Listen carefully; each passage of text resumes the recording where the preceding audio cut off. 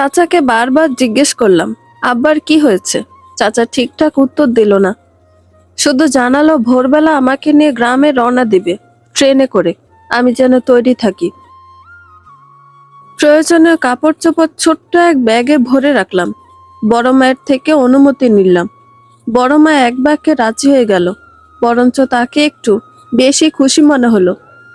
খুশি হওয়ার কথা, বছর দুয়ের অধিক হলো এ বাড়িতে আছি, একটা রাতের জন্য তাদের চোখের আড়াল হইনি। আমার এই পরিচিত মুখটা দেখতে দেখতে হয়তো বিরক্ত হয়ে গেছে। সে রাতে ঘুম হলো না আমার, চিন্তায় দু চোখের পাতা এক করতে পারলাম না। ভোরের আলো ফোটার আগে আগে রওনা করলাম। বাড়ির সবাই তখন গভীর ঘুমে। আমি যে গ্রামে যাচ্ছি কেউ জানলো না, দুঃখ পেল না, লোক দেখানো মন খারাপ করলো না। শুধু মন খারাপ করলো সালেয়া খালা। গেট পর্যন্ত এগিয়ে দিয়ে গেল সে।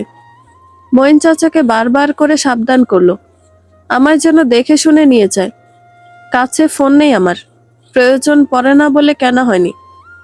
খালা তার ফোনটা নেওয়ার জন্য জোর করলো, রাজি হলাম না। তাকে ফেরার প্রত্যাশা দিয়ে পথে নেমে পড়লাম। স্টেশনে আসার পথে মঈন চাচা বলল, আমি কিন্তু থাকতে পারবো না মা, তোমারে রাইখা চলে আসবো। আজকে ছুটি নিছি, বড় স্যারের গাড়ির প্রয়োজন পড়ে সব সময়। আজ অন্যজন ডিউটি করব। আচ্ছা, কিন্তু আব্বার কি অসুখ হয়েছে চাচা? গেলে দেখতে পারবা, আমি ভালো মতো জানি না, ফোনে শুনছি। আমি কথা বাড়ালাম না। স্টেশনে পৌঁছাতে চাচা কিছু খেতে বলল। আমার রুচি নেই, না করে দিলাম। প্ল্যাটফর্মে ভিড়, অসংখ্য মানুষ ছড়িয়ে ছিটিয়ে আছে। এদের এক একজনের জীবনে এক এক রকম গল্প, সবাই ভিন্ন ভিন্ন গল্পের ভিন্ন ভিন্ন চরিত্র। তবু আমার মনে হলো প্রতিটা গল্পে কিছু একটা মিল রয়েছে, দুঃখবোধের একটা ব্যাপার রয়েছে। এই মিলটুকুর জন্যই দিন শেষে প্রতিটা মানুষ এক। হুইসেল বাজিয়ে অতঃপর ট্রেন এলো। সেই ভোরের ট্রেনে উঠে পড়লাম আমরা। মিনিট পাঁচেক পরে ট্রেন ছাড়লো। পেছনে এক শহুরে জীবন ফেলে রেখে ট্রেন ছুটে চলল দুরন্ত গতিতে। মাটির বিছানায় শয্যাশায়িত ব্যক্তিটিকে দেখে চেনার উপায় নেই যে এটা আমার আব্বা। আব্বা অসুস্থ, ভয়ানক অসুস্থ। সেই সুঠাম দেহ আর নেই। 2-2.5 বছরের ব্যবধানে বয়স যেন 10 বছর বেড়ে গেছে। শরীর শুকিয়ে কাঠ হয়ে গেছে। আব্বার এহেন অবস্থা দেখে বুকে তীব্র জ্বলনি অনুভূত হলো। কান্নাগুলো দলা পাকিয়ে গলার কাছে আটকে রইল। এই মানুষটার উপর যে আমার পাহাড় সম রাগ ছিল, তাই এক নিমেষে ধূলিসাৎ হয়ে গেল। যখন মা বোনকে হারিয়েছিলাম, তখন আব্বার ওপর অভিমান হয়েছিল, রাগ হয়েছিল, একটু একটু করে ঘৃণা জমতে জমতে আকাশচুম্বী হয়েছিল। কিন্তু আরেকটু বড় হওয়ার পর বুঝলাম, এসব কিছু ভাগ্যের লিখন, একটা জীবন খেলার অংশ, নিম্নবিত্ত পরিবারের অভিশাপ। কিছু জিনিস জীবনে আপনা আপনি ঘটে যায়, ইচ্ছে করে ঘটাতে হয় না। চেন বিক্রিয়ার মতো একের পর এক ঘটতে থাকে। আমার জীবনের ঘটনাগুলো তেমনি ভাবে ঘটে গেছে। আমি হালকা পায়ে আব্বার দিকে এগিয়ে গেলাম। দু চোখে তখন উপচে পড়া অশ্রু। শিওরের কাছে হাঁটু ভাঁজ করে বসে পড়লাম। কতগুলো দিন পর তাকে ডাক দিলাম, আব্বা। আব্বা চোখ তুলে তাকালেন। চিনতে পেরে ভীষণ খুশি হয়ে উঠলেন। উচ্ছ্বসিত হয়ে কথা বলার চেষ্টা করলেন, কিন্তু পারলেন না। আব্বার মুখ ডান দিকে বেঁকে গেছে। সেই বাঁকানো মুখ থেকে অস্পষ্ট সুরে শুধু আ শব্দ বের হলো। কথা বলতে না পেরে তার চোখ ভিজে উঠল। কি যে কষ্ট হলো আমার। আমি হাত চেপে ধরে ভরসা দিলাম। আব্বার শরীর প্যারালাইজড হয়ে গেছে, সম্পূর্ণ শরীর অচল প্রায়। মুখ একপাশে বেঁকে গেছে। হাঁটা চলা, কথা বলার শক্তি সম্পূর্ণরূপে হারিয়ে ফেলেছে। এত করুণ অবস্থা। ছোট মা মুখ গোমরা করে দূরে বসেছিল। আকস্মিক ধাক্কা সামলে উঠতে কিছুটা সময় লাগলো আমার। উঠে ছোট মায়ের কাছে এলাম। থমথমে সুরে জানতে চাইলাম, কদিন হলো এই অবস্থা? ছোট মা উত্তর দিল, 3 দিন। হঠাৎ এমন হলো কি করে? আমি কেমনে বলবো? দুপুরবেলা বাজার থেকে ফেরার পথে রাস্তায় অসুস্থ হয়ে পড়া ছিল। গ্রামের লোকজন ধরাধরি করে বাড়ি আনছে। তারপর থেকে কত চিকিৎসা হইতাছে, কিচ্ছু ঠিক হইতাছে না। ছোট মায়ের চিকিৎসা মানে কবিরাজি চিকিৎসা, সারা দেহে ঘাস লতাপাতা আর গোবর মিশিয়ে চিকিৎসা। এতে আব্বার অবস্থা আরো খারাপ হয়েছে। আব্বাকে ডাক্তারের কাছে নেওয়ার প্রয়োজনীয়তা অনুভব করলাম। যত দ্রুত সম্ভব তাকে সদরে নিতে হবে। নিজেকে সামলে নিলাম। আব্বাকে হারাতে চাই না আমি। আব্বাকে সুস্থ করে তুলতে হবে। মঈন চাচা বাহিরে বসেছিল। আব্বার অবস্থা দেখে তারও তীব্র মন খারাপ। আমাকে রেখে আজই ঢাকা ফেরার কথা বলেছিল, কিন্তু তার মধ্যে ফেরার কোনো লক্ষণ দেখা যাচ্ছে না। আমি কাছে গিয়ে বললাম, ঘরে গিয়ে বসেন চাচা, ছোট মা ভাত রান্না করেছে, তুমিও খাইয়া নাও। আসো। আসতেছি, আপনি যান। কলপারে বসে রইলাম দীর্ঘক্ষণ। চারপাশে তাকালাম। রাস্তার ধারে ছোট্ট এক ভিটে, গ্রামের করিম হাজির। ভাড়া খুব কম, নেই বললেই চলে। সেখানে আব্বা ছোট মাকে নিয়ে সংসার পেতেছে। শুনলাম বেশি দিন হয়নি, মাস ছয়েকের মতো। তার মানে ছোট মা যাত্রাপালা ছেড়ে দিয়েছে। মনে মনে কিছুটা প্রসন্ন হলাম। ছোট্ট এক টিনের খুপড়ি, চালার টিন ঝকঝকে। দেখে বোঝা যাচ্ছে এর বয়স বেশি দিন হয়নি। সেখান থেকে উত্তর দিকে তাকালাম আমি। উত্তরে বিস্তীর্ণ মাঠ। এই মাঠ পেরিয়ে মিনিট 20 হাঁটলে আমাদের আগের বাড়ি পাওয়া যাবে, যেখানে আমার কত শত ভঙ্গুর স্বপ্ন ফেলে রেখে এসেছি। আজ তো এক সংসার ফেলে রেখে এসেছি। ছোট্ট এক দীর্ঘশ্বাস বেরিয়ে এলো। কলপার থেকে চোখে মুখে পানি দিয়ে সরে আসলাম। খাবার সময় ছোট মাকে বললাম, আব্বাকে সদরে নিয়ে যেতে হবে, ডাক্তার দেখাতে হবে। ছোট মা মুখ ঘুরিয়ে নিল, বলল, ডাক্তার কি মাগনা দেখব? টাকা পয়সা কিছু লাগবো না? টাকা কি আব্বার নাই? আব্বা এতগুলো দিনে কি 1 পয়সা জমায়নি? সে টাকা কই? আমারে জানায় তো জমায় নাই। তোমার বাপরে গিয়ে জিগাও। আমি অবাক হয়ে ছোট মায়ের দিকে তাকিয়ে রইলাম। এই মহিলার জন্য আমাদের সংসারটা ছিন্ন ভিন্ন হয়ে গিয়েছিল। দুঃখে ভরা সংসার ছিল, তবুও সবাই জীবিত হয়ে একত্রিত ছিলাম। খাবার আর গলা দিয়ে নিচে নামলো না। প্লেট সরিয়ে আমি বাইরে বের হয়ে এলাম। সামনে 1.5-2 হাত ফাঁকা জায়গায় কয়েকজন মহিলা দাঁড়িয়ে ছিল, প্রতিবেশী। আমাকে দেখে তারা ফিসফিস করলো। আমি সরে ঘরের পেছন দিকটাতে গিয়ে বসলাম। সেদিন বিকেলে আব্বাকে ডাক্তার দেখানো হলো, লাভ হলো না কোনো। অবস্থা আরো অবনতির দিকে যাচ্ছে। চিন্তায় গলা শুকিয়ে আসছে আমার। আব্বার এত কষ্ট মানতে পারছিলাম না। বারবার ভয় হচ্ছিল, যদি তাকে হারিয়ে ফেলি। আব্বা আমার খোঁজ নিক বা না নিক, তিনি যে এই পৃথিবীতে কোথাও বেঁচে আছেন, তাতেই শান্তি পাই আমি, ভরসা পাই, শক্তি পাই। আব্বার কিছু হলে সেই শক্তি কোথায় পাবো? মঈন চাচা সেদিন ঢাকা ফেরা হলো না। আব্বার অসুস্থতার জন্য 2 দিন আটকে পড়ল। আজাদ আঙ্কেলকে ফোন দিয়ে জানিয়ে দিল বিষয়টা। এই 2 দিন আব্বাকে বিভিন্ন হাসপাতালে নিয়ে ছুটোছুটি করলাম। তেমন উন্নতি না হলো, আব্বা জড়ানো গলায় কিছু বলতে সক্ষম হলো। চাচা পরদিন ভোরে রওনা দিল। তার সাথে বড় সড়ক পর্যন্ত এগিয়ে গেলাম। চাচা বড় সড়ক থেকে রিক্সা নিল। আমি রাস্তার ধারে দীর্ঘক্ষণ দাঁড়িয়ে রইলাম। রাস্তা পূব দিকে চলে গেছে। সেই রাস্তা ধরে হাঁটলে রাফি ভাইয়ের বাড়ি পৌঁছানো যাবে। খুব করে যেতে ইচ্ছে করছে। কতগুলো দিন, কতগুলো বছর হলো তাকে দেখি না। দমনা করতে করতে অবশেষে সিদ্ধান্ত নিয়ে ফেললাম। সেখান থেকে আর বাড়ি না ফিরে পূব দিকে পা বাড়ালাম। বড় সড়ক থেকে কিছু দূর এসে বাম দিকে বাঁক নিতে হলো। এদিকে মাটির কাঁচা রাস্তা চলে গেছে। সেখান দিয়ে হাঁটছিলাম, মাথা যথাসম্ভব নিচু করে, পরিচিত কারো নজরে না পড়ি যেন। তবুও গ্রামের কৌতূহলী লোকজন গভীর দৃষ্টিতে দেখছিল আমায়। তারা কি চিনতে পারছে আমায়? অস্বস্তি হলো ভীষণ। তবে চেনার কথা না। 2.5 বছর হলো গ্রাম ছেড়েছি। এর মধ্যে কত পরিবর্তন হয়েছে আমার। আগের থেকে হাতে পায়ে লম্বা হয়েছে, মাথার চুল বড় হয়ে গেছে, স্বাস্থ্য ভালো হয়েছে।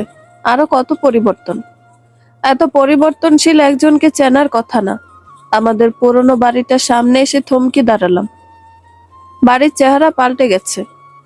প্রথম দিকে বুঝতে কষ্ট হলো যে এটা সেই আমাদের বাড়ি। আব্বা যার কাছে বাড়ি বিক্রি করেছে সে এলাকার নামি দামি ব্যক্তি, সরার মেম্বার। তার দ্বিতীয় পক্ষের স্ত্রীর জন্য জায়গা কিনে নিয়েছে। প্রচুর টাকা পয়সা মানুষটার। অল্প দিনে বাড়ির চেহারা ঘুরিয়ে এনেছে, ছবির মতো সুন্দর করে ফেলেছে। চারপাশে ইটের প্রাচীর, তার ভেতরে টিন শেড বিল্ডিং, সুন্দর ডিজাইন করা। আমি থমকে কিছুক্ষণ দাঁড়িয়ে রইলাম।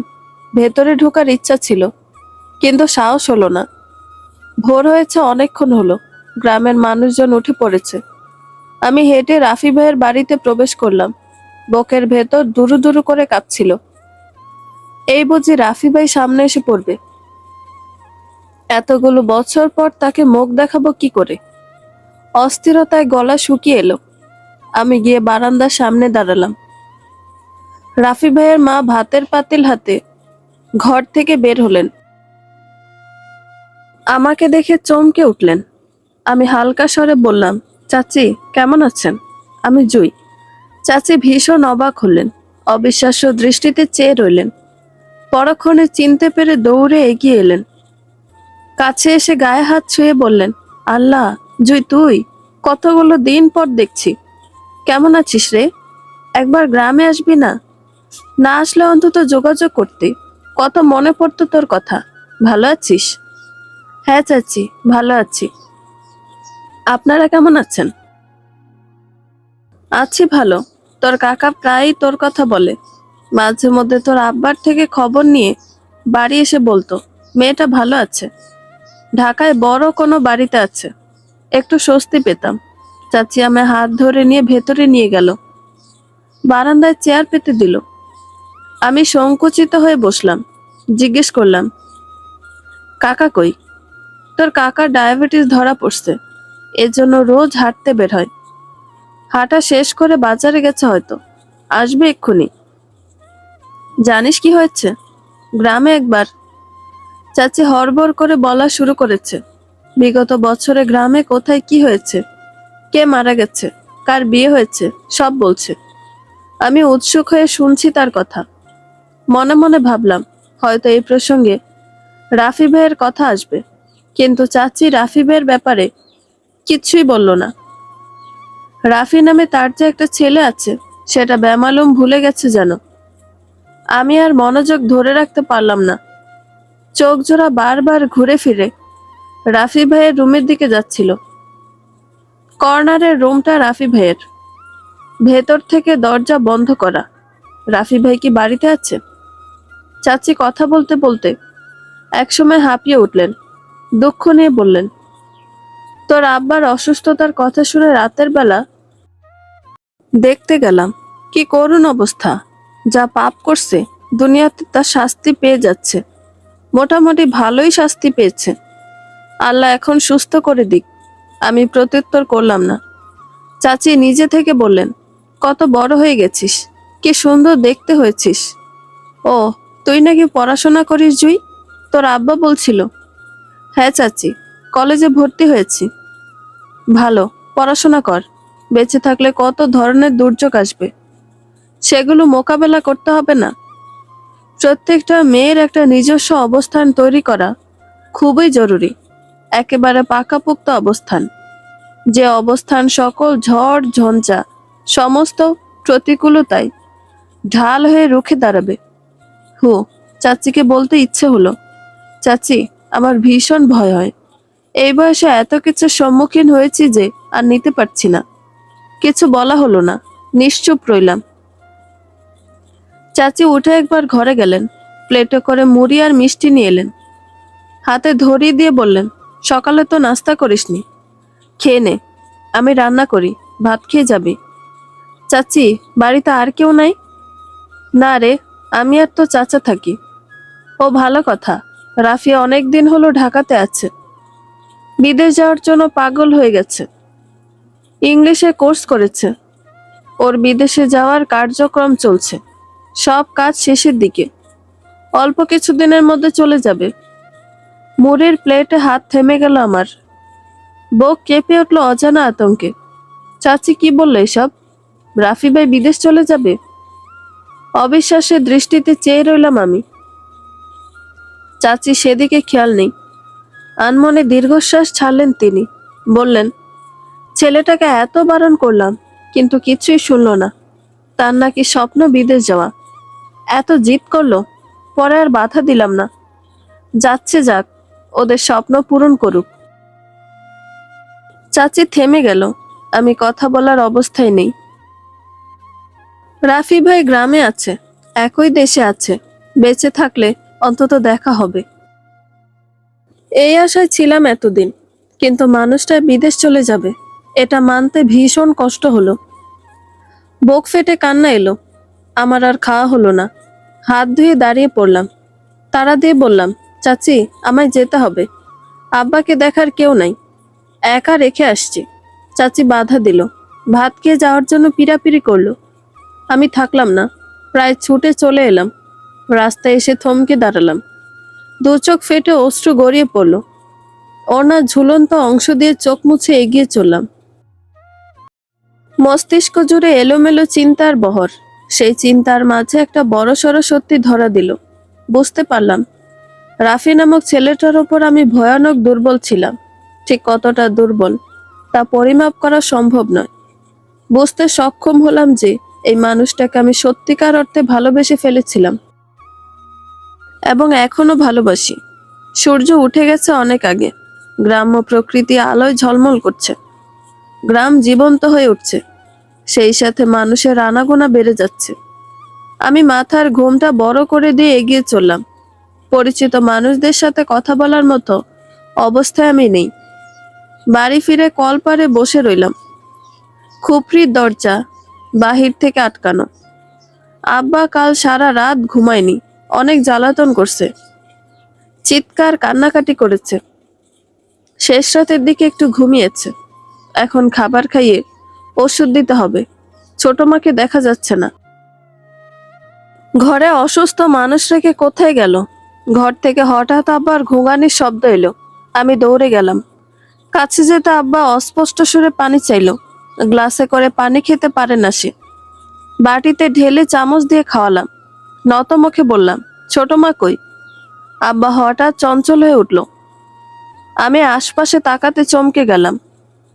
বিছানায় কাপড় ছড়ানো ছিটানো, জিনিসপত্র অগোছালো, কিন্তু মাকে কোথাও খুঁজে পেলাম না। ভ্রুযুগল কুঁচকে গেল। ছোট মা কোথায়? উঠে গিয়ে ঘরের বাইরে খুঁজলাম, চারপাশ খুঁজলাম। ফের ঘরে এসে আব্বাকে বললাম, সে কোথায়? বাড়িতে দেখছি না তো। আব্বা কিছু বলতে চাইছে। আমি বোঝার চেষ্টা করে বললাম, হ্যাঁ বলো। আব্বার কণ্ঠ অপরিষ্কার, জিহবা ভারী হয়ে গেছে, কথা বোঝা যায় না। তবুও কিছুদিন হলো শুনতে শুনতে একটু বোধগম্য হয়ে এসেছে। সেখান থেকে বুঝতে পারলাম আব্বা ছোট মায়ের ব্যাপারে বলছে।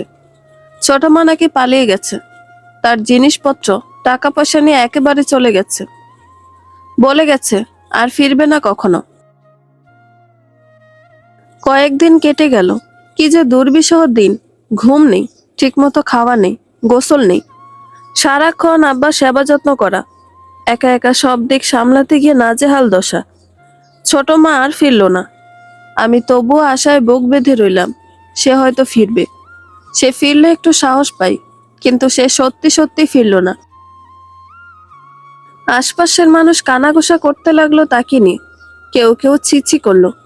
অসুস্থ স্বামী ফেলে রেখে চলে যাওয়ায় ধিক্কার জানালো। সেসবের কিছুই ছোট মা অব্দি পৌঁছালো না। প্রতিদিন দলে দলে লোক আসে। আব্বার কষ্ট দেখে হাউতাশ করে, দুদণ্ড অপেক্ষা করে চলে যায়। কেউ কেউ কৃতকর্মের ফল বলে আফসোস করে। আমি নির্বাক হয়ে রই। আব্বার চিকিৎসা বাবদ জলের মতো টাকা খরচ করছি। গত দিনগুলোতে জমানো সব টাকা প্রায় শেষ। মঈন চাচা কিছু কিছু পাঠায়। এত খরচ করার পরও স্বাস্থ্যের উন্নতি হচ্ছে না। একদিন দুপুরবেলা আব্বাকে দেখতে এলো তার দুঃসম্পর্কের এক বোন, মোমেনা ফুফু। এসে অস্থির হয়ে উঠল। আব্বার অবস্থা দেখে কষ্ট পেল। তার চেয়ে অবাক হলো যে এই মুহূর্তে আব্বা একা, তার কাছে কেউ নেই, পাশে কেউ নেই। ফুফু অত কিছু জানে না হয়তো, আব্বা যে কত অন্যায় করেছে তার হিসেব রাখা কঠিন। ফুফুর সেদিনই চলে যাওয়ার কথা, তাকে যেতে দিলাম না, অনুরোধ করে রেখে দিলাম। আমার বড্ড ভয় হয়, একা একা একদম পারছিলাম না। ফুফুকে রেখে দিতে একটু সাহস বাড়ল। পরদিন আব্বাকে ভ্যান গাড়িতে করে ডাক্তারের কাছে নিয়ে গেলাম, সাথে ফুফু আছে। সিরিয়াল দিয়ে ডাক্তার দেখাতে দেখাতে সারাটা দিন চলে গেল। বিকেলবেলা বাড়ি পৌঁছালাম, সমস্ত দেহ তখন ক্লান্ত, অবসন্ন। ফিরে বসে রইলাম না, আবার হাত মুখ ভেজা কাপড় দিয়ে মুছে দিলাম। সেই সময়টা খুব করে মায়ের কথা মনে পড়ছিল। মা বেঁচে থাকলে আব্বার অবস্থা দেখে ভীষণ কষ্ট পেত। আব্বা যত দুঃখ দিক, কষ্ট দিক, তবু আমি বুঝতাম মা এই মানুষটাকে খুব সমীহ করে। মায়ের বড় দুর্বলতা আব্বা ছিল, টানাপোড়েনের সংসার। তবু জ্ঞান হওয়ার প্রথম দিকে দেখতে পেতাম আব্বা মায়ের জন্য লুকিয়ে কিছু কিছু উপহার নিয়ে এসেছে, যৎসামান্য, তবুও মা কি যে খুশি হতো। মন খারাপ ভাব বেড়ে গেল। সিদ্ধান্ত নিলাম আজ মাকে দেখতে যাব। ফুফুর কাছে আব্বার দায়িত্ব দিয়ে আমি বের হয়ে গেলাম। ফুফু বাদ সাধলো, সন্ধ্যা হবে হবে, কিন্তু আমার মন মানল না। তার নিষেধ না শুনে বের হলাম। সন্ধ্যার ঠিক আগে আগে কবরস্থানে পৌঁছে যাই। গ্রামে আসার পর আরেকবার এসেছিলাম, দূর থেকে দেখে চলে গিয়েছিলাম, আজও দূর থেকে দেখলাম। মা বোনের কবরগুলো মাঝামাঝিতে, এত দূর থেকে দেখতে কষ্ট হয়। মেয়েদের ভেতরে প্রবেশের অনুমতি নেই, দূর থেকে অপলক চেয়ে রইলাম। কবরগুলো দেখে এখন চেনার উপায় নেই, জঙ্গল দিয়ে ভরে গেছে, কেউ পরিষ্কার করেনি। কবরের ওপর নতুন করে কবর খোঁড়া হয়েছে কিনা বোঝা গেল না। মা বোনের পরিণতি দেখে ঝরঝর করে জল গড়িয়ে পড়ল। মানুষের জন্ম একটাই, জীবন একটাই, একবার মৃত্যু হলে পৃথিবীতে দ্বিতীয়বার আসার সুযোগ নেই। অথচ এই একটা জীবন, একটা জনম এদের কত কষ্টে কাটলো। এই দুনিয়ায় কি রেখে গেল, কেউ মনে রাখেনি তাদের। আমারও আজকাল মনে পড়ে না। এত শত দুশ্চিন্তা, এত শত দায়িত্ব, প্রতিনিয়ত বেঁচে থাকার লড়াই, সময় কোথায় তাদের স্মরণ করার।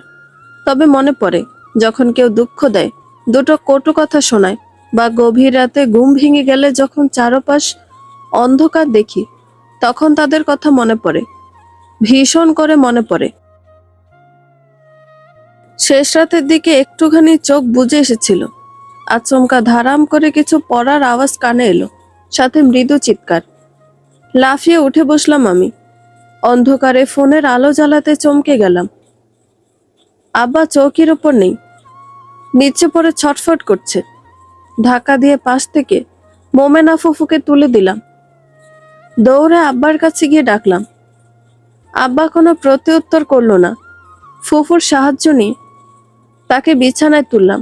ঘরে একটা মাত্র চৌকি, সেখানে আব্বাকে ঘুমাতে দিয়েছিলাম। আমি আর ফুফু মাটিতে বিছানা করে শুই। আব্বা হঠাৎ বিছানা থেকে পড়ে গেল কি করে?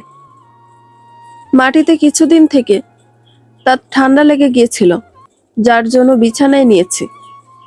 কেরোসিনের বাতি জ্বালিয়ে অন্ধকার দূর করলাম। নতুন ঘর তোলায় বিদ্যুৎ সংযোগ দেওয়া সম্ভব হয়নি। বাতি লাল আলোতে দেখলাম আব্বা কেমন যেন করছে,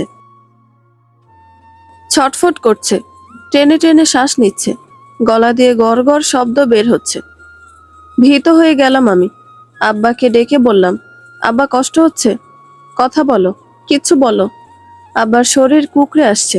ফুফু বলল হাতে পায়ে তেল দিতে। ছুটে গিয়ে টেবিলের ওপর থেকে তেল নিয়ে এলাম, কালো জিরা মিশ্রিত পড়া তেল। ইমান কবিরাজের দোয়া দরুদ পরে ফু দেওয়া। আমি তেল হাতের তালুতে নিয়ে আব্বার পায়ে মালিশ করলাম।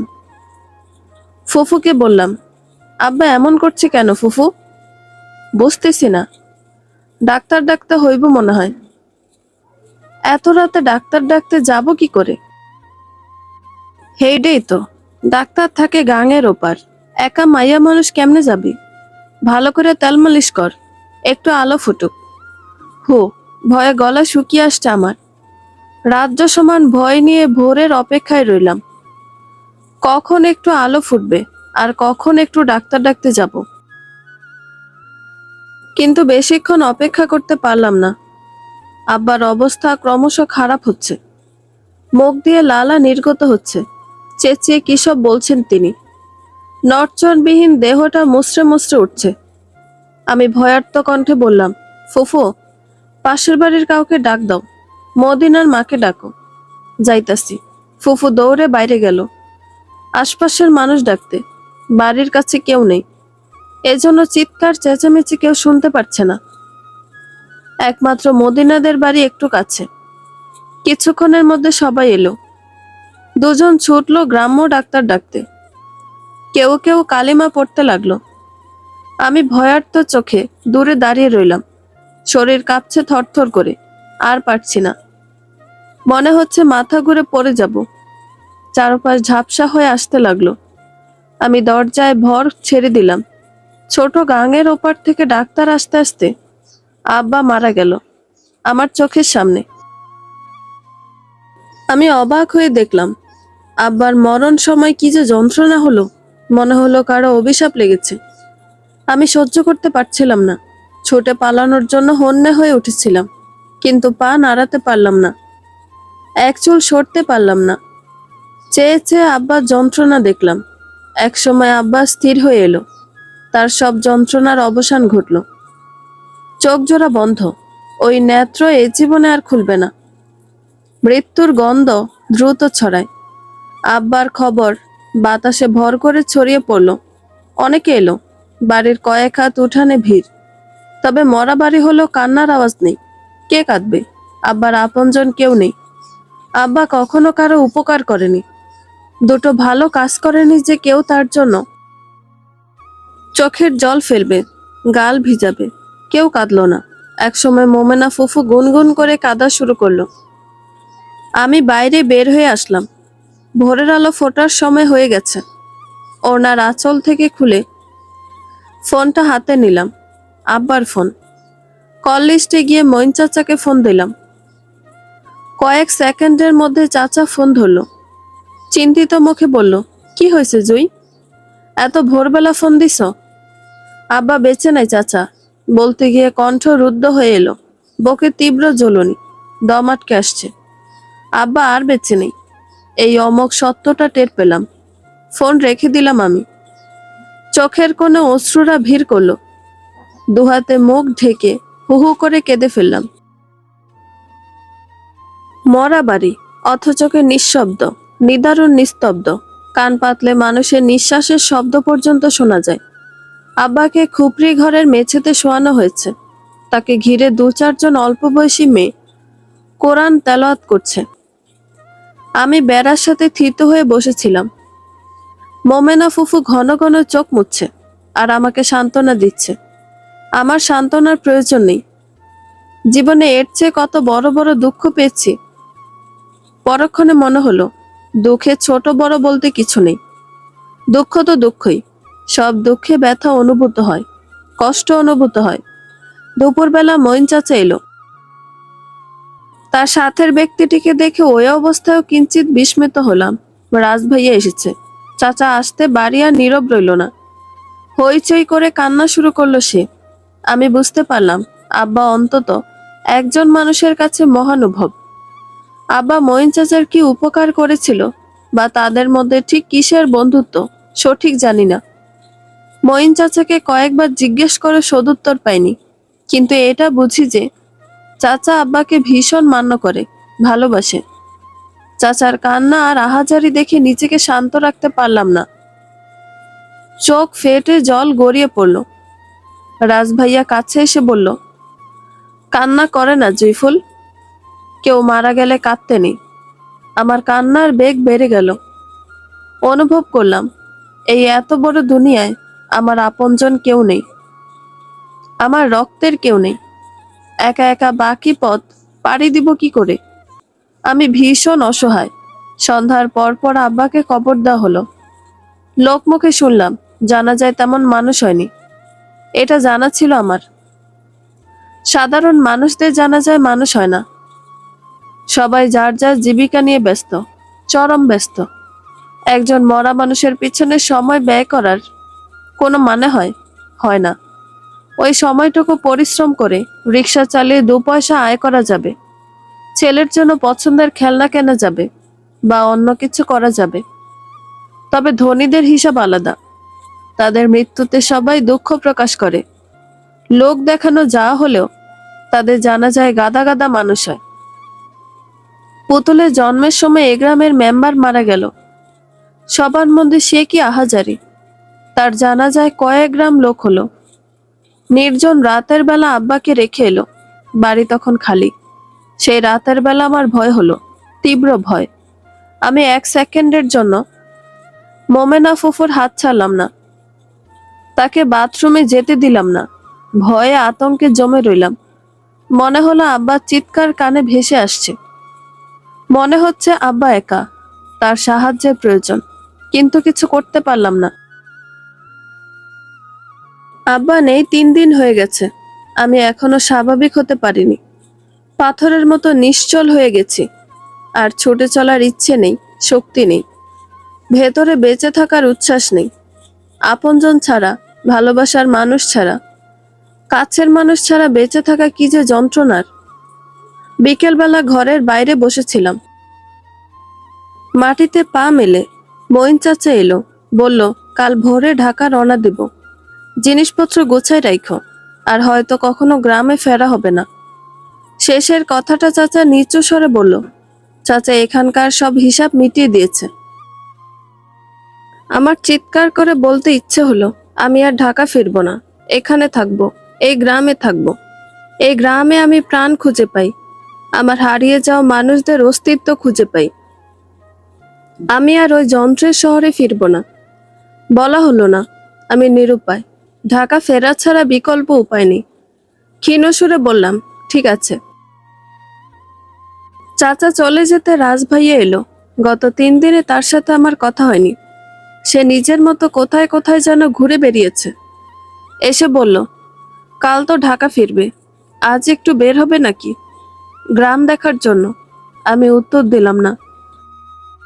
শহরে মানুষকে গ্রাম দেখানোর কোনো ইচ্ছে আমার নেই। আমার উত্তর না পেয়ে সে বলল, কাল ঢাকা ফিরলে কিন্তু আর সহজে গ্রামে ফেরা হবে না জয়ফুল। শেষবারের মতো তোমার আপনজনদের দেখবে না? চমকে তার মুখপানে তাকালাম। আমি জানি এইবার ঢাকা গেলে আর কোনো দিন এখানে ফেরা হবে না। অথচ এই গ্রামে আমার কত কিছু রয়ে গেছে। জীবন এমন নিষ্ঠুর কেন? সন্ধ্যার পর বের হলাম, সাথে রাজভাইয়া। চাচার কাছে সব জেনে গেছে সে। আমার মা বোনের হারিয়ে যাওয়া অতীত সহ সব। প্রথম শুনে রাগ উঠল, পরক্ষণে রাগ পড়ে গেছে।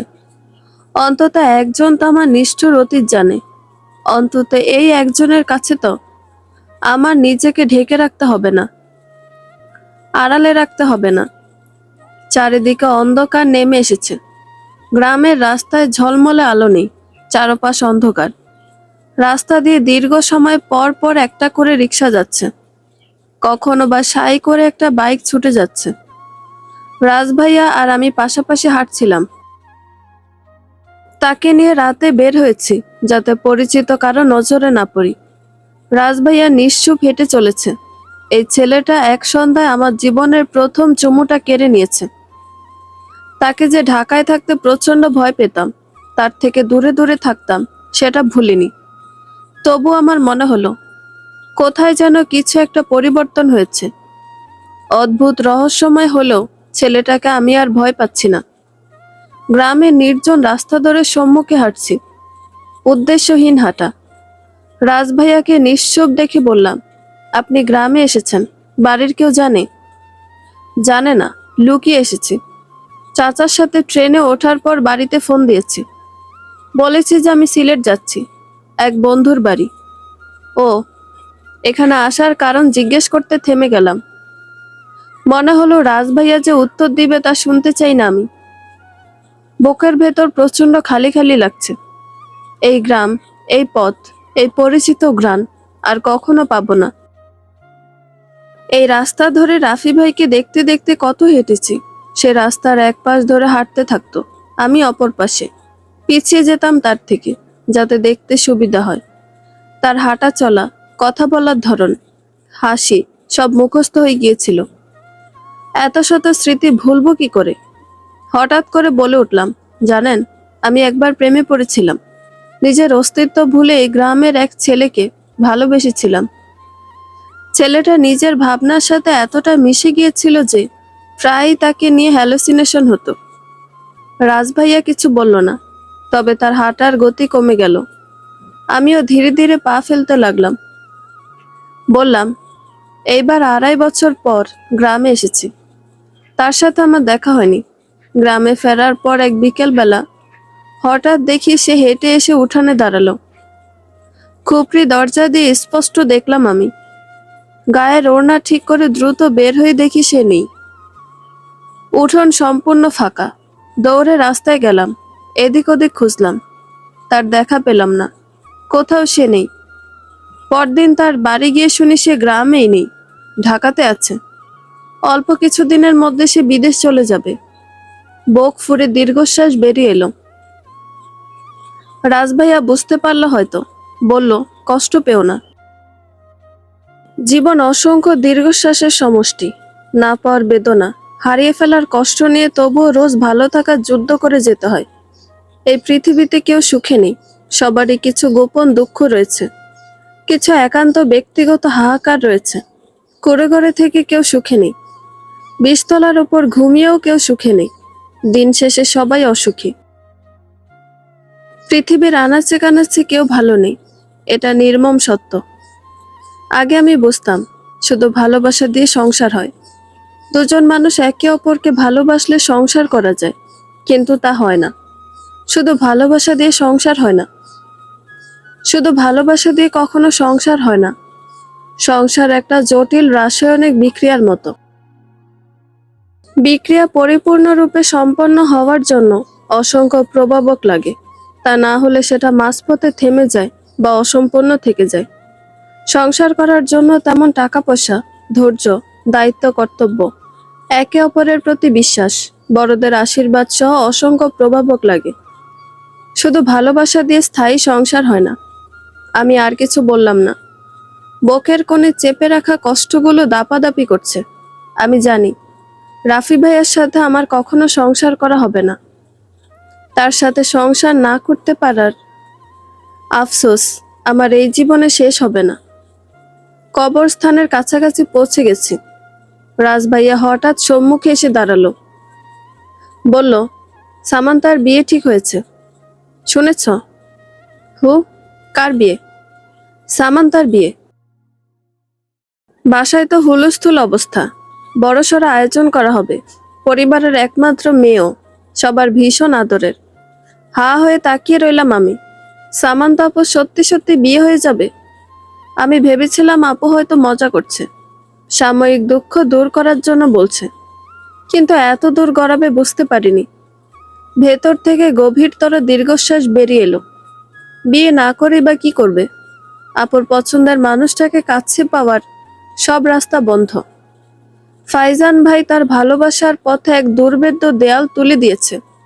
এই দেয়াল ভেদ করে অপর পাশের মানুষটির কাছে পৌঁছানো যায় না। উল্টো ঘোড়া ছাড়া বিকল্প পথ নেই। তবুও এক গাদা প্রশ্ন মনে উকি দিল, সেগুলো ধামাচাপা দিয়ে রেখে দিলাম। কাল সকালবেলা ঢাকা ফিরছি, তখন আপনা আপনি সব জানতে পারবো। রাতটুকু অপেক্ষা মাত্র। আপাতত জিজ্ঞেস করলাম, আপু কি রাজি এই বিয়েতে? হ্যাঁ রাজি। তোমার সন্দেহ হচ্ছে তাই না? আমারও এমন সন্দেহ হয়েছিল, ঝোঁকের মাথায় এসব করছে কিনা। এজন্য আমি পার্সোনালি ডেকে জিজ্ঞেস করেছি। সামান্তা উত্তর দিয়েছে সে সত্যি রাজি। কিন্তু রাজভাইয়া বাধা দিল, বলল, তুমি কি বলবে বেশ বুঝতে পারছি, সেটা সম্ভব না। ফাইজান ইতোমধ্যে বিবাহিত। অবিবাহিত থাকলেও এটা কখনো সম্ভব ছিল না। মাথা খারাপ নাকি? জীবন ফাজলামো করার জায়গা? রাজভাইয়ার কণ্ঠে কঠোরতা, অহেতুক তেজ। মুহূর্তের মধ্যে কেমন উত্তেজিত হয়ে পড়ল। ফাইজান ভাইয়ের কথা উঠল, অস্থির হয়ে উঠে সে। আমি কথা ঘোরালাম, বললাম, এদিকে আসেন। এগিয়ে গেলাম কবরস্থানের দিকে। জায়গাটা আগের থেকে উন্নত হয়েছে। চারপাশে ইটের প্রাচীর তোলা, বুক পর্যন্ত উঁচু প্রাচীর। আগে বাঁশের বেড়া ছিল, তার ভেতর দিয়ে শেয়াল, কুকুর সহ সব জন্তু জানোয়ারের প্রবেশ ছিল। বেদনাতুর বিষয়, কবরস্থান মানুষের শেষ আশ্রয়, শেষ ঠিকানা। দীর্ঘস্থায়ী সময় কাটাতে হবে এখানে। মনে হলো এই জায়গাটার বিশেষ যত্ন নেওয়া উচিত। রাজ ভাইয়া পাশে এসে দাঁড়িয়েছে, কিছু বলতে গিয়ে থেমে গেল।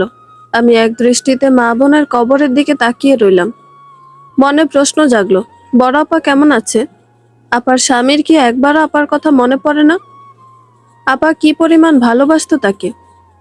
প্রথমবার পেটে সন্তান আসার পর আপা কি যে খুশি হয়েছিল। প্রায় মাঝরাতে আমায় ডেকে বলতো, জয়, ঘুমাই গেছিস? দু চোখ তখন আমার রঙিন স্বপ্নে বিভোর। মন তখন কল্পনার রাজ্যে লুটোপুটি খাচ্ছে। ঘুম ঘুম চোখ জোড়া খুলতাম না। আপা মৃদু ধাক্কা দেওয়া শুরু করতো তখন। বিরক্ত হয়ে একসময় বলতাম, বলো। শুনছি আপা। দেখ, বাবু নড়াচড়া করছে, তুই হাত দিয়ে দেখ। এই তো মাত্র লাথি দিল। আপার কণ্ঠে পৃথিবীর সব উচ্ছ্বাস এসে জড়ো হতো। বাচ্চাদের মতো ঝলমলে কণ্ঠ, খুশির জোয়ারে ভাসছে সে সুর। এতটুকু ভনিতা নেই। আমার ঘুম তখন পুরোপুরি উদা হয়ে যেত। আমি জানতাম আবার পেটের বাবুর লাথি দেওয়ার বয়স হয়নি, অল্প কয়েক মাস মাত্র। তবুও তাকে সান্ত্বনা দিয়ে বলতাম, হ্যাঁ, তাই তো মনে হচ্ছে আপা, নড়াচড়া করছে। আপা খুশিতে কাছে ঘেঁষে আসতো, মাথার চুলে বিলি কেটে দিতে দিতে বলতো, তোর দোলাভাই আসতেছে না কেন রে? কতদিন হয়ে গেল, বাবুর জন্য জামা আনতে বলছিলাম। আপা, পাগল নাকি তুমি? ছেলে বাবু হবে নাকি মেয়ে বাবু হবে সেটা তো জানো না। জামা কিভাবে আনবে? ছেলে বাবু হবে রে, তো দোলাভাইয়ের মতো হবে, দেখিস। আমি অবাক হয়ে বলতাম, কি যে বলো, তুমি কিভাবে বুঝলে? মেয়েরা মা হলে সব বুঝতে পারে, টের পায়। একদিন মা হবি যখন, তখন বুঝবি। মা হওয়া মধুর এক অনুভূতি। আপা লজ্জা পেত, মুখ লুকিয়ে ফেলতো বালিশের চিপায়। আমি আবছা অন্ধকারে আপার শুকি শুকি মুখ দেখতাম। বাচ্চা পেটে আসার পর আপা ঠিক মতো খেতে পারতো না, কাজ করতে পারতো না, রাতে ঘুমাতে পারতো না। তবু আলাদা এক প্রশান্তি তার চেহারা জুড়ে থাকতো। চোখের কিনার অশ্রুতে ভরে উঠল। আপার অনাগত সন্তান কেমন আছে? সে কি সত্যি সত্যি ছেলে হতো? জানার উপায় নেই। এই নিষ্ঠুর দুনিয়ায় আসার আগে ভাগে তার জীবন প্রদীপ নিভে গেছে। ওড়নার আঁচল দিয়ে চোখ মুছে ফেললাম। আব্বাকে কোন পাশে শুয়ে রেখেছে জানতাম না, কিন্তু কবর চিন্তা অসুবিধা হলো না। গত 3 দিনে গ্রামের কেউ মারা যায়নি। নতুন কবর একটাই, দক্ষিণ দিক ঘেঁষে কবরটা, নতুন বাঁশের বেড়া দেওয়া। রাস্তার পাশে লাল আলোয় কেমন রহস্যময় লাগছে সে কবর। চকিত আমার মনে হলো, আব্বা ভালো আছে তো? ভোরবেলা খালি পেটে বের হওয়ার জন্য উদ্যত হলাম। ভিটেতে কিছু নেই, কয়েকটা চকচকে টিন ছাড়া। সে টিনও বিক্রি হয়ে গেছে, শাকের কাকা কিনে নিয়েছে। আমরা যাওয়ার পর এসে টিনগুলো খুলে নিয়ে যাবে। ঘরেও কিছু নেই। টুকটাক যা জিনিসপত্র ছিল সব বিক্রি করে ঋণ দেওয়া হয়েছে। আব্বা বেশ কিছু টাকা ঋণ ছিল, মইন চাচা সব মিটিয়ে দিয়েছে। গতকাল পর্যন্ত মনে ক্ষীণ আশা ছিল, ছোট মা হয়তো খানিক সময়ের জন্য আসবে,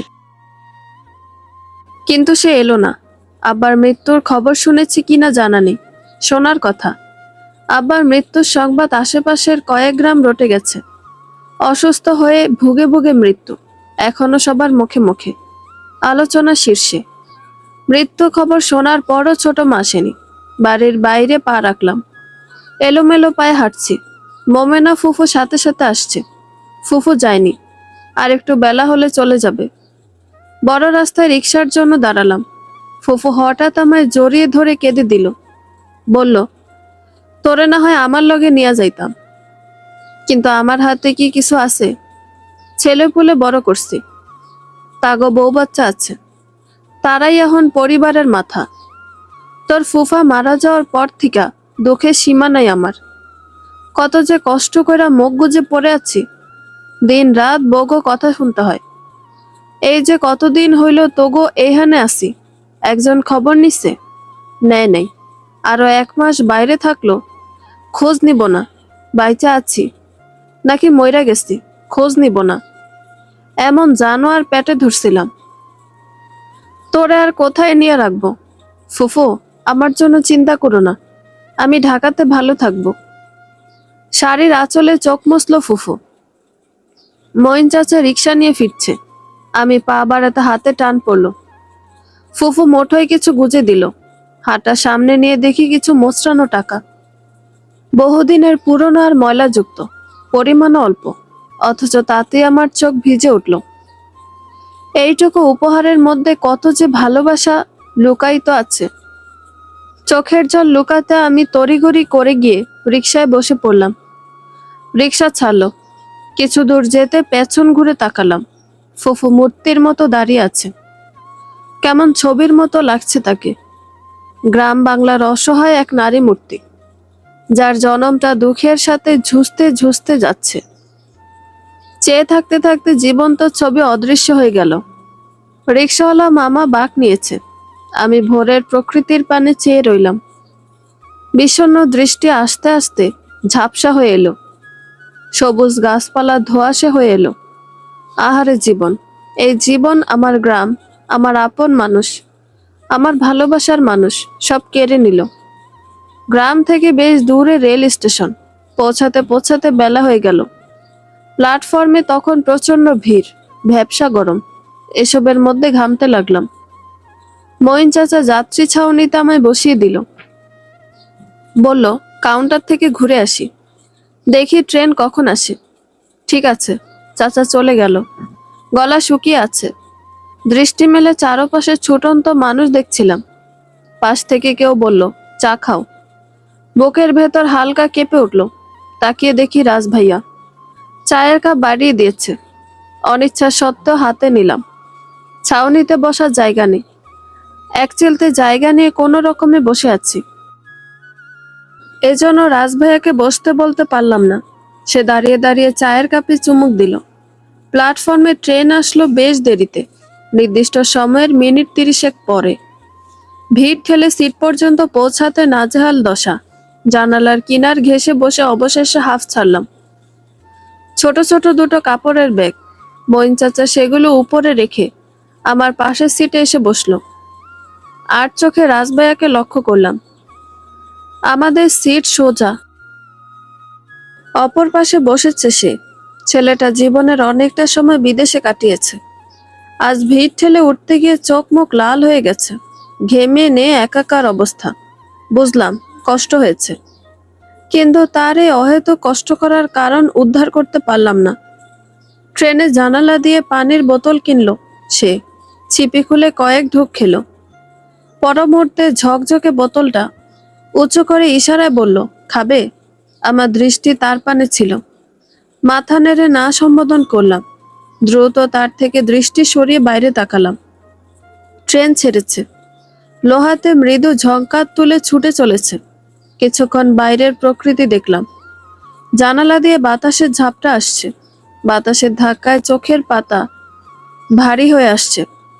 কত রাত হলো ঘুম হয় না। বড্ড ক্লান্ত হয়ে গেছি। এখন শ্বাস নিতে ক্লান্ত হয়ে পড়ি। সিটে মাথা এলিয়ে দিয়ে চোখ বুঝলাম। কমলাপুর যখন পৌঁছলাম তখন বেলা গড়ে গেছে। শহর জুড়ে বিষণ্ণ বিকেল। রাজভাইয়া এগিয়ে এলো। বলল, সারাদিন তো কিছু খেলে না, এখানে হোটেল আছে, খাবে চলো। খাবো না কিছু, খিদে নেই। মইন চাচা ব্যাগ দুটো নামিয়ে রাখলো। বলল, খাইলে ভাত খাও তাইলে, ভাতের হোটেল আছে। আমি কিছু খাবো না চাচা, এতক্ষণ গাড়িতে ছিলাম, অসুস্থ লাগছে। ঠিক আছে, তাইলে সরাসরি বাড়ি যাই। ট্রেনে কলা খেয়েছিলাম শুধু, আর কিছু পেটে পড়েনি। আগে ভালো খাবার খাওয়ার জন্য মুখিয়ে থাকতাম। আব্বা হাটবারে বড় বড় মাছ কিনে আনতো, সস্তা ধরনের মাছ। তবুও কত মজা নিয়ে খেতাম। এখন রাজভাইয়াদের বাড়িতে কত পদের রান্না হয়, নিজের সাথে থেকে সব করি। তবুও আগ্রহ পাই না। সময়ের সাথে সাথে মুখের রুচি কবে যে উদাও হয়ে গেছে টের পাইনি। মঈন চাচা গাড়ির খোঁজে গিয়েছে। রাজভাইয়া এসব কাজে আনারি। সে ফিটফাট পোশাক পরিহিত। পাশ দিয়ে গমনরত প্রতিটি ব্যক্তি তাকে দেখছে। আমার মাথায় মাছ নিয়ে ছোট্ট এক ঘটনা ঘুরপাক খাচ্ছে। ছোটবেলার ঘটনা। কাউকে না বলে শান্তি পাচ্ছে না। দ্বিধাদ্বন্দ্বে ভুগতে ভুগতে অবশেষে রাজভাইয়াকে ডাকলাম। উচ্ছ্বাস নিয়ে বললাম, একটা মজার ঘটনা মনে পড়ে গেল। জানেন, ছোটবেলায় ইলিশ মাছ চিনতাম না আমি। সিলভার কাট মাছকে ইলিশ মাছ বলে জানতাম। গ্রামে প্রতি বৃহস্পতিবার সাপ্তাহিক হাটের দিন ছিল। ওই দিন মাছ তরিতরকারি সস্তা পাওয়া যেত। আব্বা প্রতি হাটবারে মাছ কিনে আনতো। এশার আজানের পর ব্যাগ ভর্তি মাছ নিয়ে ফিরত সে। বড় আপা মাছ করতে বসতো। মা নামাজ শেষ করে আরেকটা বটি দিয়ে তরিতরকারি কাটা শুরু করত। মাকে ঘিরে আমরা বসে থাকতাম। কখন রান্না হবে, কখন খাবো। সেদিন মাছ দিয়ে ভাত খেয়ে ঘুমাতে ঘুমাতে অনেক রাত হয়ে যেত। স্কুলের বান্ধবীরা প্রায় খাবার নিয়ে আলোচনা করতাম। ক্লাসে যেতে সবাই বলা বলি করতাম, কে কি দিয়ে ভাত খেয়ে এসেছি। এই আলোচনা আমি প্রায়ই বলতাম, ইলিশ মাছ দিয়ে ভাত খেয়েছি। ওরা অবাক হতো। একদিন তো বন্যা বলে বসলো, তোরা এত ইলিশ মাছ খাস? ইলিশ মাছের তো অনেক দাম। সেদিন মনে সন্দেহ ঢুকে গেল। এরপর আস্তে আস্তে আবিষ্কার করলাম, ইলিশ বলতে যে মাছটা চিনে এসেছি সেটা ইলিশ নয়। পুরনো দিন মনে পড়ে, ঠোঁটে সূক্ষ্ম হাসি ফুটে উঠল আমার। অভাবে সংসার ছিল, তার মধ্যে এতগুলো বোন। আব্বা মা এমন কত শত ধোকা দিত। ঈদে 130 টাকা জামা কিনে এনে বলতো 500 টাকা নিয়েছে। বাজারে আর নেই, এই এক পিস ছিল।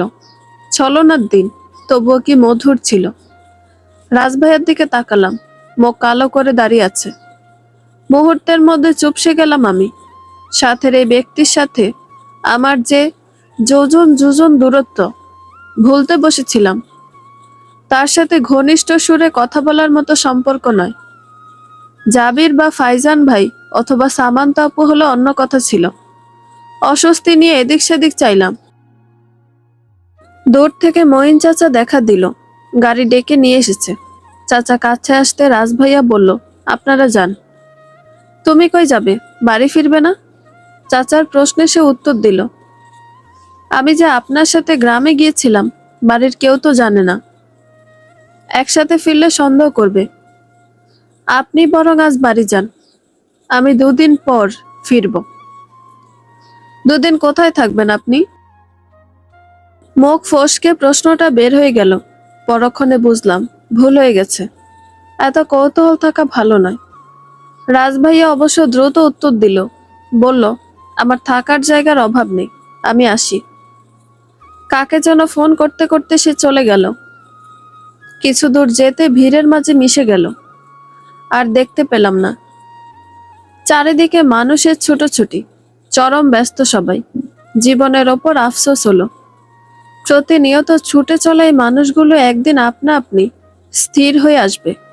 সেদিন বুঝবে যে পৃথিবীর সবকিছু আপেক্ষিক, শুধু দুঃখটা চিরস্থায়ী। দীর্ঘশ্বাস ফেলে চাচার সাথে গাড়িতে গিয়ে বসলাম। সামান্তাপুর বিয়ে ঠিক হয়েছে সামনের মাসের 7 তারিখ, শুক্রবার। বিয়ের কার্ড ছাপা হয়েছে। সে কার্ড সারা শহর ছড়িয়ে পড়েছে। 1000 খানেকের বেশি মানুষ দাওয়াত করা হয়েছে। পুরো দস্তুর এলাহি কাণ্ড। সালেহা খালার থেকে শুনলাম ছেলে ব্যারিস্টার, বিদেশ থেকে ডিগ্রি নেওয়া, প্রচুর সম্পদের মালিক। ছেলের বাবা ঢাকার বিশিষ্ট ব্যবসায়ী। গাড়ি বাড়ি টাকা পয়সা কিছুর অভাব নেই। বিয়ের পর নাকি বিদেশে স্থায়ী হয়ে যাবে। এই বিয়েতে বাড়ির সবাই ভীষণ খুশি। হেসে খেলে সবাই আয়োজন করছে, ঘর বাড়ি সাজাচ্ছে, জিনিসপত্র কিনছে। অথচ যাকে ঘিরে এই আয়োজন, সেই সামান্তা আপু পাথরের পুতুল হয়ে গেছে। নিশ্চুপ, কথা নেই, হাসি নেই, নিয়ম মতো খাওয়া নেই। আপুর অবস্থা দেখে আমার ভারী কষ্ট হয়। আপুর ঠোঁটে কি সেই আগের মতো প্রাণবন্ত হাসি ফুটে উঠবে না? আর কি আগের মতো উচ্ছ্বসিত হতে পারবে না? বুক ভার হয়ে আসে আমার। প্রতিটা ক্ষণে ক্ষণে উপলব্ধি করি জীবন এত নিষ্ঠুর। রাতের বেলা মগ ভর্তি চা নিয়ে উপরে উঠলাম। আপু রুমের দরজা ভেড়ানো ছিল। মৃদু টোকা দিতে ভেতর থেকে উত্তর এলো, কে? শুষ্ক কণ্ঠ। আমি জড়সড় হয়ে উত্তর দিলাম, আপু আমি, জুই। ও, ভেতর আয় জুই। আমি ভেতরে ঢুকলাম। আপু টেবিলে বসেছিল, মসৃণ কাগজে কি যেন লিখছে। আমার হাতে চা দেখে বলল, চা তো চাইনি রে। সন্ধ্যায় বললেন যে আজ রাত জেগে কি যেন কাজ করবেন, সেজন্য চা বানিয়ে আনলাম। এখন জেগে থাকার জন্য চায়ের প্রয়োজন পড়ে না। এমনিতে রাতে ঘুম আসে না। কত রাত হলো ঠিকঠাক মতো ঘুমাতে পারি না। বলার পরপরই লাজুক হাসলো আপু। হয়তো ভাবলো অতিরিক্ত বলে ফেলেছে। সে বলল, বিছানায় বসতো, চাটা খেয়ে ফেল তুই। আমি বিছানায় বসলাম, তবে চায়ের কাপে চুমুক দিলাম না। মন ভালো নেই। আপু ডায়েরি বন্ধ করলো, চেয়ার ঘুরিয়ে আমার মুখোমুখি বসে বলল, তোর বাবা নাকি আর নেই? সালেয়া খালার থেকে শুনলাম, কিন্তু দেখ, তুই গ্রাম থেকে ফেরার পর একবারও জিজ্ঞেস করিনি ঠিক আছিস তো তুই। হু, আমি ঠিক আছি, খুবই ভালো। নিজে দুঃখে থাকি বলে আর কারো দুঃখের খবর রাখা হয় না। একমাত্র সুখী ব্যক্তিরা মনোযোগ দিয়ে অন্যদের দুঃখের গল্প শোনে। তবে তুই ঠিক আছিস শুনে ভালো লাগলো। কত ঝড় যাবে, কত ঝড় আসবে, মনোবল শক্ত রাখবি সবসময়। হু, মাথা নাড়লাম। আপু কি যেন বলতে নিল, কিন্তু তার আগে ফোনের রিংটোন বেজে উঠল। ফোন বিছানার অপর পাশে ছিল। আপুর মধ্যে কোনো উত্তেজনা দেখা গেল না। আমি শরীর বাঁকিয়ে ফোনটা হাতে নিলাম। আপুর হাতে ফোন ধরিয়ে দেওয়ার সময় স্ক্রিনে চোখ পড়ল। সেখানে ব্যারিস্টার আকাশ মাহমুদ নামটা জলজল করছে। কার ফোন বুঝতে আর বাকি রইল না। আপু ফোনটা হাতে নিল ঠিকই, কিন্তু রিসিভ করলো না। নাম দেখে টেবিলের একপাশে রেখে দিল। আমি বিস্মিত হয়ে জিজ্ঞেস করলাম, ফোন ধরবেন না আপু? ওহো, মন চাইছে না। মনের ওপর অনেক জোর খাটিয়েছি, এখন ইচ্ছে হচ্ছে না। কল ধরলে ছেলেটা শুধু বকবক করবে। সারাদিন কি কি করেছে, কোথায় কোথায় গিয়েছে, এসব ইতিহাস বলবে। তার বকবকানি শুনতে শুনতে ক্লান্ত আমি। এত কথা বলে, এখন ক্লান্ত লাগলেও একসময় ভালো লাগবে আপু। কে জানে। সামান্ত আপু ঘন ঘন দীর্ঘশ্বাস ছাড়ল। হতাশ সুরে বলল, তুই জানিস, কিছু মানুষ অন্যদের আকৃষ্ট করার অদ্ভুত গুণ নিয়ে জন্মায়। এরা কিছু করুক বা না করুক, চারপাশের মানুষ এদের জন্য পাগল থাকবে। এরা পাশ দিয়ে হেঁটে গেল, আকৃষ্টতার গন্ধ ছড়িয়ে যায়। এই গন্ধে ডুব না দিয়ে পারা যায় না। ফাইজান ভাইও তেমন। সে কিছু করবে না, কিছু বলবে না, তবুও সবাই তার প্রতি আকৃষ্ট হবে। কত মেয়ে তার জন্য পাগল। যে মেয়েটাকে বিয়ে করেছে, সেও নিশ্চয়ই তার জন্য পাগল ছিল। আপু ঠিক বলেছে, এটা আমি খুব করে বুঝেছি। আপু হঠাৎ আহত স্বরে বলল, একটা সময় কত স্বপ্ন ছিল, পড়াশোনা করব, প্রতিষ্ঠিত হব, প্রিয় মানুষটার হাত ধরে পুরো পৃথিবী ঘুরব। এখন কোনো স্বপ্ন নেই। বেঁচে থাকা কি যে যন্ত্রণার মনে হয়। উত্তর দিতে পারলাম না। আপু পড়াশোনা নিয়ে ভীষণ দায়িত্বশীল ছিল। ফাইজান ভাই বহু গুণে গুণান্বিত। তার সমকক্ষ হিসেবে নিজেকে তৈরি করতে আপু কত কিছু করত। সব শেষ হয়ে গেছে। এখন তাকে বিশ্ববিদ্যালয়ে যেতে দেখা যায় না, হই হুল্লোড় করতে দেখা যায় না, বন্ধুদের সাথে আড্ডা দিতে দেখা যায় না। তার সবকিছু থমকে গেছে। হঠাৎ কাতর গলায় বলল, তুই বল তো জুই, বিয়ে না হয় করে নিলাম, সংসার কিভাবে করব? আমার প্রচন্ড ভয় হচ্ছে। যাকে বিয়ে করব তার জীবনটা নষ্ট হবে না তো? একসাথে থাকতে থাকতে ভালো লাগা সৃষ্টি হয়ে যাবে। মানুষ অনুভূতির বেলায় বড্ড বাচ্চা স্বভাবের। একটু আধটু যত্ন পেলে, ভালোবাসা পেলে, সামান্য ভালো ব্যবহার দেখলে বা দুটো ভালো কথা শুনলে তার প্রতি দুর্বল হয়ে পড়ে। আপনিও দুর্বল হয়ে পড়বেন আপু। দেখবেন আপনাদের সংসার সুখের হবে। একদম ভয় পাবেন না। আপুর চোখ জোড়া চিকচিক করছে। এপাশ ওপাশ তাকালো সে।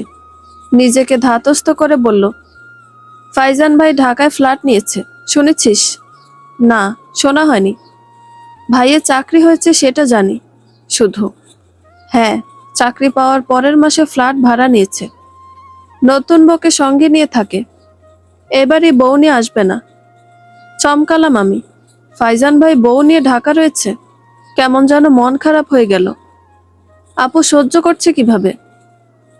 রাফি ভাই এখনো অবিবাহিত, কোনো মেয়েকে বউ বলে ডাকে না, কোনো মেয়ে তার গা ঘেঁষতে পারে না। জানার পরও কষ্ট লাগে। আপু সইছে কিভাবে? পুনরায় ফোন বেজে উঠল। ফোনের ওপাশের ব্যক্তি হয়তো অস্থির হয়ে উঠেছে। আমাদের নীরবতার মাঝে কল কেটে গেল। কয়েক সেকেন্ডের মধ্যে ফের বেজে উঠতে আমি উঠে দাঁড়ালাম। আপু, ফোন ধরুন, জরুরি হয়তো। জরুরি না, শুধু শুধু ফোন দিয়েছে। তুই দেখবি, বসে থাক। আমি রিসিভ করি, দেখি কি বলে। আপু রিসিভ করে হ্যালো বলল। ওপাশ থেকে কি উত্তর এলো শুনলাম না। আমি হাত নেড়ে হেঁটে চলে এলাম। দরজা বাহির থেকে ভিড়িয়ে দিয়ে মনে মনে দোয়া করলাম। খুব করে চাইলাম এরা যেন সুখী হয়। দুই মেরু দুজন যেন একে অপরের মাঝে নিজেদের শান্তি খুঁজে পায়। অনেকদিন পর আজ কলেজে আসলাম। এত এত চাপের মধ্যে থাকি যে পড়াশোনাটা হয়ে উঠছে না। গ্রামে 22 দিনের মতো কাটিয়ে এসেছি। আজ ক্লাসে এসে জানতে পারলাম 3 দিন পর পরীক্ষা। হাফ ইয়ারলি, রুটিন ইতিমধ্যে দিয়ে দিয়েছে। কিছুই জানি না, ভয়ে গলা শুকিয়ে এলো। কয়েকজন অতি আগ্রহ নিয়ে আমায় ভর্তি করেছে। পরীক্ষা ভালো না দিলে তো পড়াশোনা বন্ধ হয়ে যাবে। আমার এই কলেজে ভর্তি হওয়ার পথ সুগম ছিল না। কত ধরনের তর্ক বিতর্ক, আলোচনা, মতবিরোধ হয়ে শেষমেশ ভর্তি হতে পেরেছি। এখন যদি পাশ করতে না পারি, লজ্জায় মুখ দেখাবো কি করে? লায়লা নামের মেয়েটার থেকে কিছু কিছু লেকচার খাতায় তুলে নিলাম। গুরুত্বপূর্ণ বিষয়সমূহ বুঝে নিলাম। সব চিন্তা ছাপিয়ে পরীক্ষার দুশ্চিন্তায় অস্থির হয়ে পড়লাম। সেদিন কলেজ থেকে ফিরে মনমরা হয়ে রইলাম। দুপুরবেলা এটো থালা বাসন ধুতে গিয়ে মনে হলো এইভাবে পড়াশোনা হয় না। প্রাইভেট পড়া নেই, নিয়মিত ক্লাস করা নেই, নোটস কেনা নেই, সবগুলো বইও কেনা হয়নি। অথচ পরীক্ষা এসে গেল। কি হয়েছে রে? এমন করে অন্যমনস্ক হইয়া আসস? সালেয়া খালা কখন পাশে এসে দাঁড়িয়েছে টের পাইনি। আমার মন খারাপ হলে খালা বুঝতে পারে, তার কাছে লুকালাম না। হাতের প্লেট রেখে বললাম, খালা আমি পড়াশোনা করব না। কি কস? পড়াশোনা করবি না কেন? পাগল হয়ে গেছস? খালা, এইভাবে পড়াশোনা হয়? কিচ্ছু পড়া হয়নি, অথচ পরীক্ষা এসে গেছে। যদি পাশ করতে না পারি? পাশ করবি না মানে? যে কয়দিন আছে ভালো কইরা পড়। বাড়িতে এত এত কাজ কে করবে? প্রতিদিন ঘর গোছানো, ঘর মোছা, কাপড় ধোয়া, আরো ছোট ছোট কত কাজ। শুধু রান্নার জন্যই তো 3 জন লাগে। সারাদিন একের পর এক রান্না করতে দিন চলে যায়। অমনি কষ্ট করতে থাক, আমি কি মরছি নাকি? আসি তো, সামান্তার বিয়াটা ভালো মতন মিটা গেলে কাজ কমবো। হো, মাথা নেড়ে কাজে মন দিলাম। কোনো কিছুতে শান্তি পাচ্ছি না। জীবন থেকে পালিয়ে যেতে মন চাইছে। দূরে, বহু দূরে, যেখানে পরিচিত কেউ নেই, যেখানে নেই কোনো দুঃখ, দুর্দশা, কষ্ট, বেদনা, সর্বোপরি যেখানে কোনো অনুভূতি নেই। এমন জায়গা কি কোথাও আছে? বিকেলে কলিং বেল বাজছিল। আমি একটু বই নিয়ে বসেছিলাম। খালা ঘর থেকে বের হলো দরজা খোলার জন্য। বইয়ের পাতায় চোখ রাখলেও কান খাড়া করে রইলাম। এই সময়ে তো কারো আসার কথা না। এবারে লোকজন নিয়ম মাফিক চলাফেরা করে, একটা নির্দিষ্ট সময়ে বের হয়, আবার একটা নির্দিষ্ট সময়ে ফেরে। দরজা না খুলে বলে দেওয়া যায় কে এসেছে, কিন্তু এই সময়ে কারো ফেরার কথা না। পরক্ষণে মনে হলো রাজভাইয়া নয় তো, একমাত্র সে কোনো নিয়ম মানে না। 2 দিনের কথা বলে আজ দিয়ে 3 দিন হয়ে গেল, এখনো বাড়ি ফেরেনি। বসার ঘর থেকে হঠাৎ খালার উৎফুল্ল কণ্ঠ শুনতে পেলাম, চেঁচিয়ে সবাইকে ডাকছে। অত্যন্ত আদর করে কাকে যেন বসতে দিল। আমি আর কৌতূহল ধরে রাখতে পারলাম না। দরজা সামান্য সরিয়ে উকি দিলাম, সুবিধা করতে পারলাম না। এখন থেকে ডাইনিং এর অংশ দেখা যাচ্ছে, তবে এতটুকু বুঝলাম বসার ঘরে কোনো অতিথি এসেছে। আমি কৌতূহল দমিয়ে পড়ায় মন দিলাম। কিয়ৎক্ষণ পর বড় মায়ের মুখে আকাশ নামটি শুনতে পেলাম। আকাশ ভাইয়া এসেছে, সামান্তাপুর হবু বর। তাকে দেখার জন্য ভেতরে ভেতরে কিছুটা উত্তেজিত হয়ে পড়লাম। আপুর সাথে সুন্দর মানাবে তো, বই রেখে বের হলাম। আড়াল থেকে এক নজর দেখব, তার আগে জুলি আন্টি এলো। বলল, ফলমূল কেটে রেডি করতো, সুন্দর করে ট্রে সাজা, সাথে চায়ের জন্য পানি বসা। আচ্ছা, রান্নাঘরে ঢুকে গেলাম। চায়ের জন্য পানি বসিয়ে ফলমূল কাটা শুরু করলাম। খালা এলো, মিষ্টি বের করে ছোট ছোট পিরিচে সাজালো। কাটা চামচ খুঁজতে খুঁজতে বলল, আকাশ বাবাজি আইছে, এত ভদ্র ছেলেটা। খালার চোখে মুখে খুশির ঝিলিক। আমি বললাম, এমন হুট করে না জানিয়ে কেন এসেছে খালা? নাকি আজ আসার কথা ছিল? হুট করে আসছে, সামান্তারে নিয়ে বের হইব মনে হয়। খাবার তৈরি কর তাড়াতাড়ি। খালা কাজে হাত দিল। তাকে চা বানাতে দিয়ে আমি 2 রকমের ফলের জুস বানিয়ে ফেললাম। খাবার সাজানো শেষ হতে খালা নিয়ে বসার ঘরে গেল। তার পিছু পিছু জুসের আলাদা ট্রে নিয়ে আমি, বড় মা, জুলিয়ান্টি, দাদি সবাই বসার ঘরে। জাকারিয়া আকাশ ভাইয়ার কোলের কাছে বসে সবাই গল্প গুজবে মশগুল। আমি কোথাও সামান্তা আপুকে দেখতে পেলাম না। সামনের টেবিলে খাবার রেখে সরে এলাম। আকাশ ভাইয়া দেখতে সুন্দর, ফাইজান ভাইয়ের থেকে কোনো অংশে কম নয়। প্রাণবন্ত হাসি, আপুর সাথে দারুণ মানাবে। মন পুলকে ভরে উঠল। আপু হঠাৎ উপর থেকে ডাক দিল, বলল, জুই কোথায়? রুমে আয় তো। ছুটে গেলাম আমি। ঘরে ঢুকতে দেখি আপু হাঁসফাঁস করছে। আমাকে দেখে দৌড়ে কাছে এলো, 2 কাঁধে ঝাঁকিয়ে বলল, ও এসেছে। বড় মা রেডি হতে বলে গেল। আমাকে নিয়ে নাকি ঘুরতে বের হবে, কিন্তু আমি যেতে চাই না।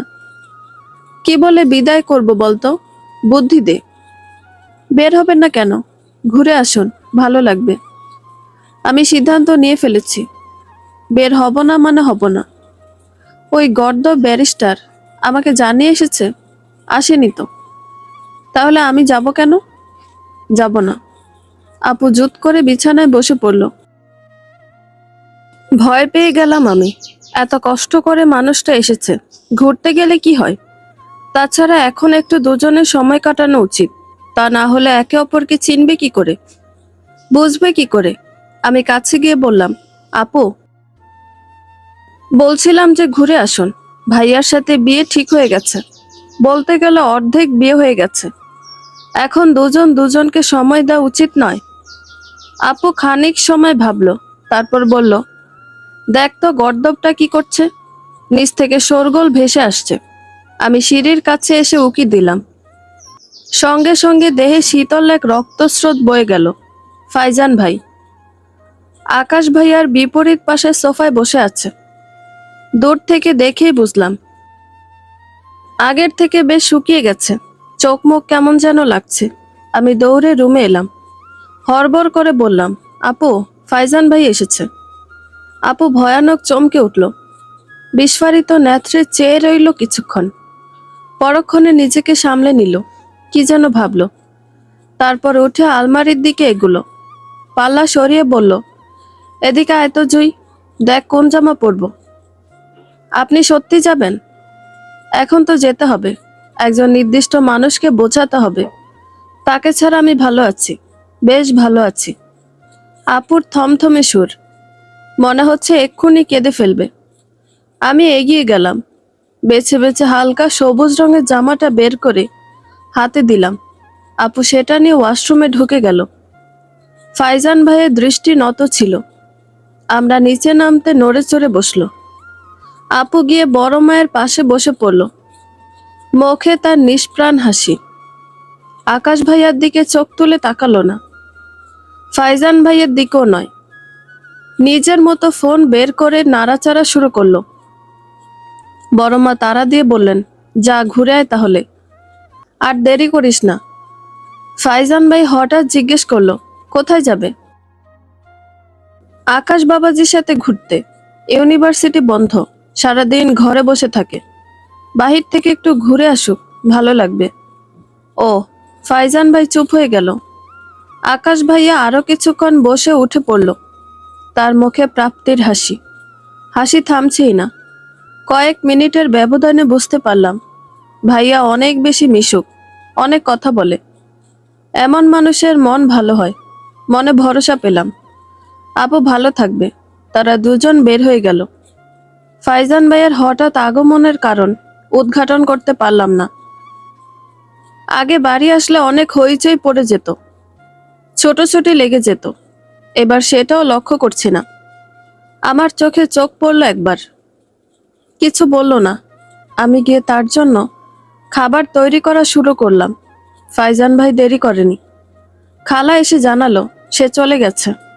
তার এত অল্প সময়ের আগমনের হেতু খুঁজে পেলাম না। খালাকে জিজ্ঞেস করতে বলল কিছু জামা কাপড় ফেলে গিয়েছিল, সেগুলো নেওয়ার জন্য এসেছিল। আমার বিশ্বাস হলো না। পরের 2 সপ্তাহ ভয়াবহ চাপের মধ্যে গেল। সপ্তাহ জুড়ে একের পর এক পরীক্ষা, আর বাড়িতে বিয়ের আয়োজন। নিত্যদিন লোক আসছে, খাচ্ছে, গল্পগুজব করে চলে যাচ্ছে। বাড়ির কাজ শেষ করতে করতে অনেক রাত হয়ে যায়।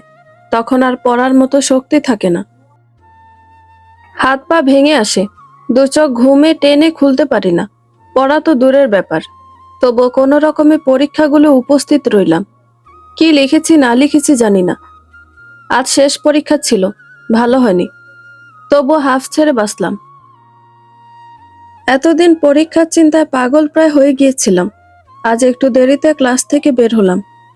গেটের কাছে প্রচুর ভিড়, অনেক ছাত্রীর মা নিতে এসেছে। আমি ভিড় ঠেলে এগুতে কেউ নাম ধরে ডাক দিল। ভিড়ের মাঝে এদিক সেদিক তাকালাম। এই যে, এদিকে আমি।